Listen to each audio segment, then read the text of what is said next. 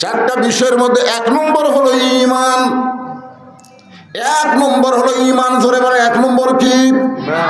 ঈমান যদি না থাকে কোনো আমল আল্লাহর দরবারে কবুল হবে না।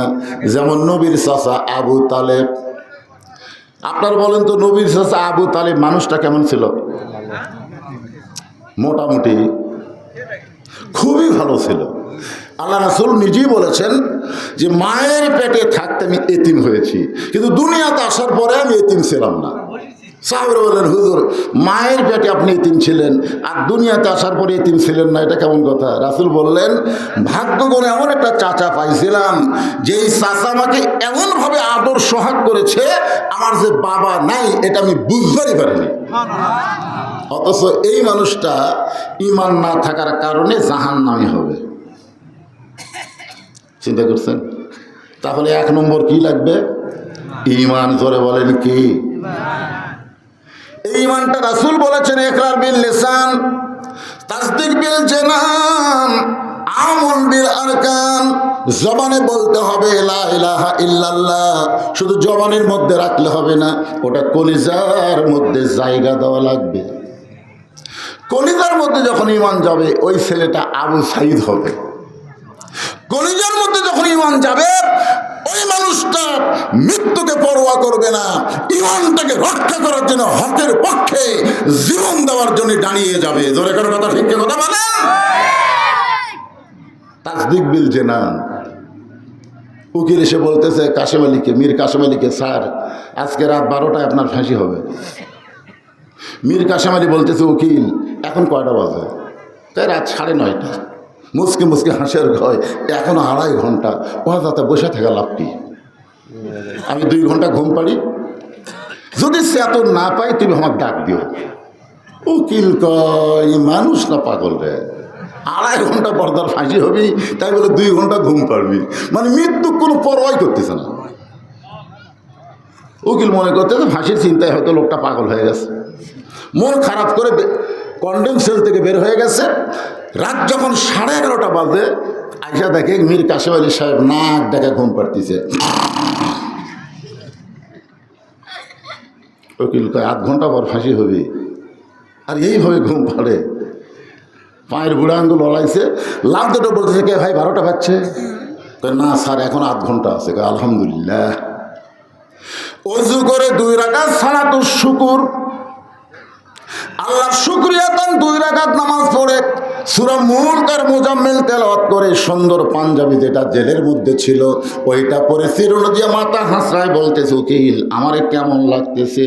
উকিল কান্দার বলে, স্যার আপনার ফাঁসি হবে।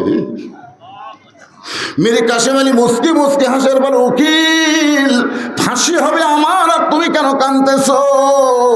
তুমি কি জানো উকিল 2 ঘন্টা ঘুমের মধ্যে আল্লাহ পাক আমারে জানাই দিছে ফাঁসির মাধ্যমে 8টা জান্নাত আমাকে বরণ করার অপেক্ষা করতেছে।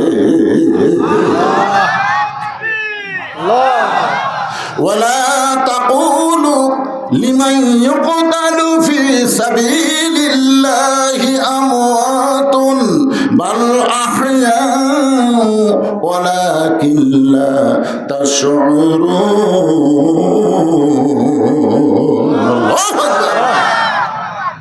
তাসদীক বিল জানান। কলিজার মধ্যে যখন ঈমানের জায়গা হবে ওই মানুষটাকে জীবনের চাইতে ঈমানের গুরুত্ব বেশি দেওয়া দেখা যাবে। জোরে কোন কথা ঠিক কিনা? এখন আপনাদের কাছে আমার প্রশ্ন হলো, আপনাদের কাছে জীবনের দাম বেশি না ঈমানের দাম বেশি? এটা এমনি এমনি করলেন,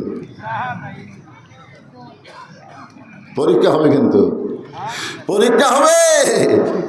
আল্লাহ কোরআনে বলেছেন, আল্লাযী খালাকাল মাউতা ওয়াল হায়াতা লিয়াবলুয়াকুম আইয়ুকুম আহসানু আমালান ওয়া হুয়াল আজিজুল গফুর।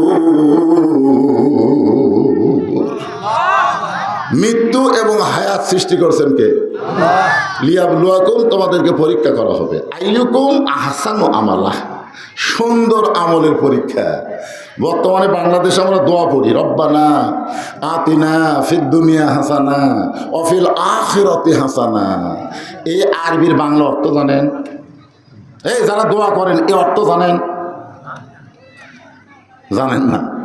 এর বাংলা অর্থ হলো, আল্লাহ তুমি আমাদের দুনিয়াকে সুন্দর করে দাও, দুনিয়া সুন্দর না হলে আখিরাত কোনোদিন সুন্দর হবে?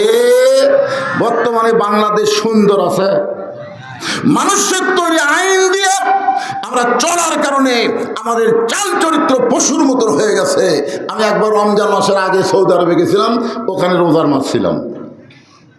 যে রমজানের চাঁদ উঠলো, ঘোষণা হয়ে গেল কোরআন নাজিলের মাস, আল্লাহ আবার আমাদেরকে দিয়ে দিলেন নিয়ামত স্বরূপ রহমত মাগফিরাত নাজাতের মাসের কারণে প্রত্যেকটা খাদ্য দ্রব্য, প্রয়োজনীয় দ্রব্য, তাদের দাম যা ছিল তার অর্ধেক করে দেওয়া হলো। যার দাম ছিল 10 টাকা, দাম হয়ে গেল 5 টাকা। দেখছেন কোরআনের চাঁদ উঠছে, দাম হয়ে গেছে অর্ধেক। সৌদি আরবে পুরোপুরি কোরআনের আইন নাই, মোটামুটি একটু আছে। আর সেইটা থাকার কারণে প্রত্যেকটা নিত্য প্রয়োজন জিনিসের দাম যদি রমজান মাসের ওসিলায় অর্ধেক হয়ে যায়, আর আমাকে চাঁদ ওঠার সাথে সাথে, তার মানে কি বুঝতেছেন?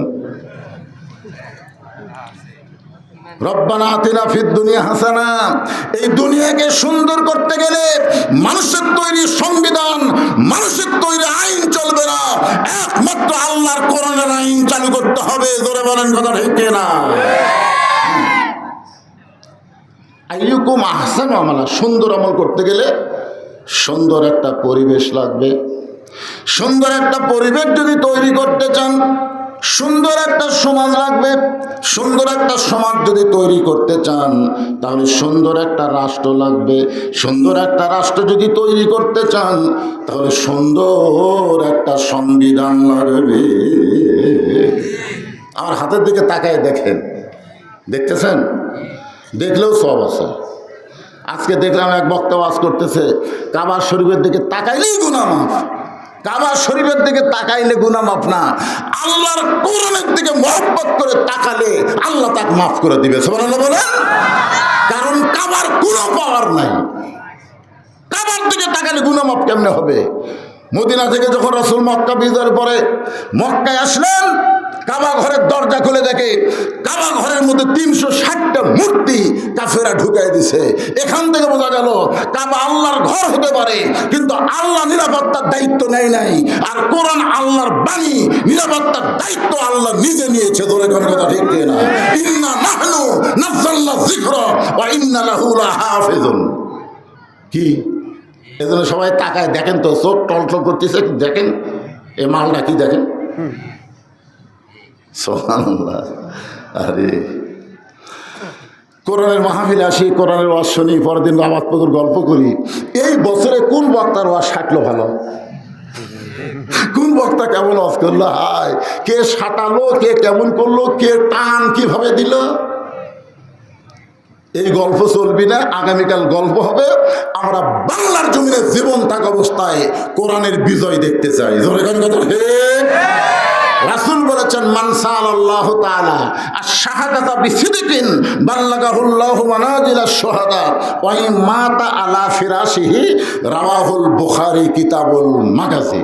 কোরআন বিজয়ের আন্দোলনে শাহাদাতের তামান্না কেউ যদি আল্লাহর জমিনে কোরআনের বিজয় চায়, ওয়া ইন মাতা আলা ফিরাশিহি, সে যদি নিজের বিছানায় মৃত্যুবরণ করে, বাল্লাগাহুল্লাহু মানাজিলাশ শুহাদা, হাসরের ময়দানে আল্লাহ তাকে শহীদদের কাতারে দাঁড় করাইয়া দিবে। এই জন্য একটা স্লোগান দিয়ে আবার আসরের আলোচনা শুরু হবে। বিরক্ত হচ্ছেন? আল কোরআনের আলো ঘরে ঘরে বাদ দেন তো, ওটা অ্যাঙ্গেলের স্লোগান। এখন ডাইরেক্টে হবে, কর পারবেন? হ্যাঁ, বিএনপি জাতীয় পার্টি এরা চিন্তা করতেছে কোরআন যদি সংসদ যায় তাহলে হামাকের নেতৃত্ব কেমনি চলবে ভাই। এই জন্য সংসদের কথা না করে একটা অ্যাঙ্গেলে ডোজ দেন, সেটা হলো আল কোরআনের আলো সব জায়গায় জানো। আপনার বলতে সব জায়গার মধ্যে সংসদ আছে না নাই? তাহলে ওরা আর এই করবি না। এই জন্য একটু ঘাইটা স্লোগান দেবেন। ভাই কোনো দিকে তাকাতাকি না করে কোরআনের পক্ষে একটা স্লোগান দেবেন, এই কোরআনের সুপারিশ আল্লাহ আপনাকে জান্নাত দিয়ে দিবে। অসুবিধা আছে? আল কোরআনের আলো হলো না, এটা মরদ মানুষের স্লোগান হলো না। এর সাইডে জোরে পারবেন আপনারা? আল কোরআনের আলো, কোরআন হাদিস যেখানে, দুনিয়ার মুসলমান লিল্লাহে তাকবীর। তাসদিক বিল জানান, কলিজার মধ্যে যখন ঈমান থাকবে ওই ব্যক্তির কাছে জীবনের চাইতে ঈমানের গুরুত্ব বেশি হবে। এরপরে রাসূল বললেন আমল বিল আরকান, ঈমানের ব্যাখ্যা হচ্ছে সূরা আসরের কয় বিষয়, তার মধ্যে ঈমানের ব্যাখ্যা হচ্ছে আমল বিল আরকান, ঈমান অনুযায়ী আমল করা লাগবে।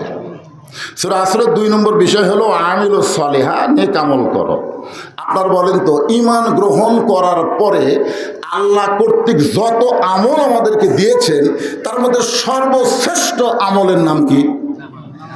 সবাই এক বাক্যে বলা লাগবে, নাম কি? আরো জোরে জোরসে বলুন। সাবেক প্রধানমন্ত্রী হাসিনা কিন্তু 560টা মডেল মসজিদ বানাচ্ছে। গত বছর এক আওয়ামী লীগ নেতা আমাকে বলতে, হুজুর আমাদের প্রধানমন্ত্রী ভালো কোনো গুণ আপনাকে চোখে পড়ে না। এই যে প্রত্যেকটা উপজেলায় একটা করে মসজিদ বানালো, এটাকে আপনাকে চোখে পড়ে না? আমি বললাম ভাই আপনারা বলেন তো মসজিদ কি দেখার জন্য তৈরি করা হয় না মসজিদের নামাজের জন্য তৈরি করা হয়? আপনার কিন্তু মসজিদ দেখার জন্যে। আপনি গোটা আবাদপুকুর এলাকায়, এই গোটা রানীনগর এলাকায় আপনি ঘুরে ঘুরে মসজিদ দেখেন আর বলেন এই রানীনগরের মধ্যে সবচেয়ে সুন্দর মসজিদ কোনটা রে? আপনি সব দেখে সুন্দর বলতেছেন, ওই মসজিদ সুন্দর, ওই মসজিদ একটু 2 নম্বর, ওই মসজিদ 3 নম্বর। আপনার একটা সব হবে, একটা সব হবে, কথা কন না কেন? মসজিদ দেখার মধ্যে কোনো সব নাই, মসজিদের মধ্যে ঢোকার মধ্যে সব আছে। জোরে কোন কথা, কথা কন না কেন? আপনারা বলেন তো হাসিনা যে এত মসজিদ বানালো, মসজিদে কি ঢোকার কোনো আইন করছে? হাসিনা 560টা না 5 লক্ষ যদি মসজিদ বানায় একটা সোয়াবও পাবে না। কারণ হাসিনা সাধারণ কোনো হাসিনা না, হাসিনা হলো বাংলাদেশের প্রধানমন্ত্রী। জোরে জোরে কথা বল না কেন? আর প্রধানমন্ত্রীর জন্য আল্লাহ কি বলছেন? আল্লাযীনা ইম্মাক্কান্নাহুম ফিল আরদ, মুসলমানের মধ্যে কাউকে যখন ক্ষমতার চেয়ার দেওয়া হবে তার 1 নম্বর দায়িত্ব হলো আকামুস সালাত, নামাজ কায়েম করা। জোরে কোন কথা ঠিক কিনা? তুমি ক্ষমতার চেয়ার পায় মসজিদ বানাবা, নামাজ কায়েমের বিল পাস করবা না, তোমার আমলনামায় একটা সওয়াব হবে না। জোরে কোন কথা ঠিক কিনা? কথা বলেন। তাহলে ঈমানের পরে ঈমানকে রক্ষা করার জন্য 1 নম্বর আমলের নাম কি? আপনি বলেন তো রোজা না রাখলে লোকটা বেঈমান হবে, হজ না করলে লোকটা কাফের হবে, যাকাত না দিলে লোকটা কাফের হবে, এরকম কোন হাদিস আছে? নেই। আমি যত হাদিস পড়ছি রোজা না রাখলে কাফের হবে, হজ না করলে কাফের হবে, যাকাত না দিলে কাফের হবে, নাই। কিন্তু নামাজ না পড়লে মারাত্মক কথা। এই হাদিসগুলো পড়তে পড়তে আমার চোখে পানি আসে। যখন হাদিসটা পড়ি, বাইনাল আব্দি ওয়াল কুফরি তরকুস সালাত, বান্দা আর কাফেরের মধ্যে পৃথক করার জিনিসটার নামই হলো নামাজ। যে ব্যক্তি নামাজ পড়ে সে হলো বান্দা, যে নামাজ পড়ে না সে হলো কাফের। এখন এই যে হাজারো মানুষের মধ্যে মাগরিব এশার নামাজ কারা পড়েননি? হাত তুলবার বলতেছি না, আপনার মধ্যে একটা বিবেক আছে না নাই? কেউ ভিডিও বানে রাই, তোমাকে খবর কি? হায় হায় রে, মাইকের অপারেটরের খবর কি? মাইক আলা, এটা কি? সুবহানাল্লাহ। টুপির উপর পাগড়ি পরে নামাজ পড়লে 70 গুণ সওয়াব হয়। সেদিন থেকে লোকটা পাগড়ি পরেই নামাজ পড়ে, সব বেশি যায়। একদিন মসজিদে গিয়ে থেকে পাগড়ি আনে নেই।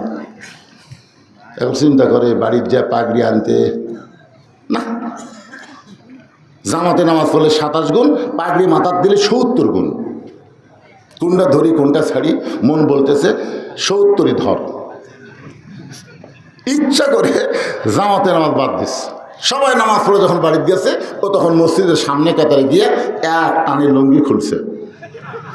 লুঙ্গি খুলে ওই লুঙ্গি আড়াআড়ি ভাঁজতে মাথার বাঁধিছে। ব্যান্ডের উপর থেকে সেজদাত গেছে। ইতিমধ্যে এক মুসলিম মসজিদের মধ্যে ঢুকে গেছে, সর্বনাশ। 5-7 মারছে থাবা, লাভ দুটে বলে মানে মারলে কেন ভাই?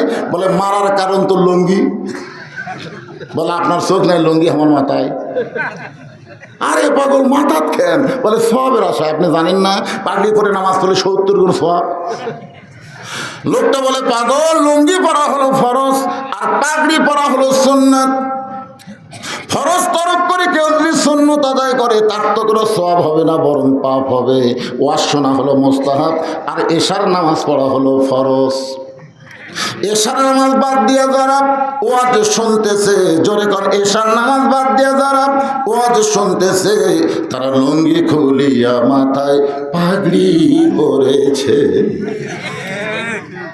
আমার সাথে সবাই বলা লাগবে, দেখছেন তো কারা কারা বলে না। যারা যারা বলবি না মনে করবেন এরা এসা পড়েনি, এখনই চোখ ধরা পড়বে। আপনি বলবেন আর খালি সাইডে খেয়াল করেন বলে কি বলে না। সবাই বলেন এশার নামাজ বাদ দিয়া যারা, বলেন এশার নামাজ বাদ দিয়া যারা ওয়াজ শুনতেছে, তারা লুঙ্গি খুলিয়া মাথায় পাগড়ি পরেছে। মান তারাকা সালাত, এই হাদিসটা আরো কঠিন। এটা বুখারী এবং মুসলিম দুই কিতাবে আছে। মান তারাকা সালাত মুতাম্মিদান ফাকাত কাফারা, ইচ্ছা করে একটা ওয়াক্ত নামাজ যারা না পড়বে তারা অবশ্যই কাফের হয়ে যাবে, অবশ্যই।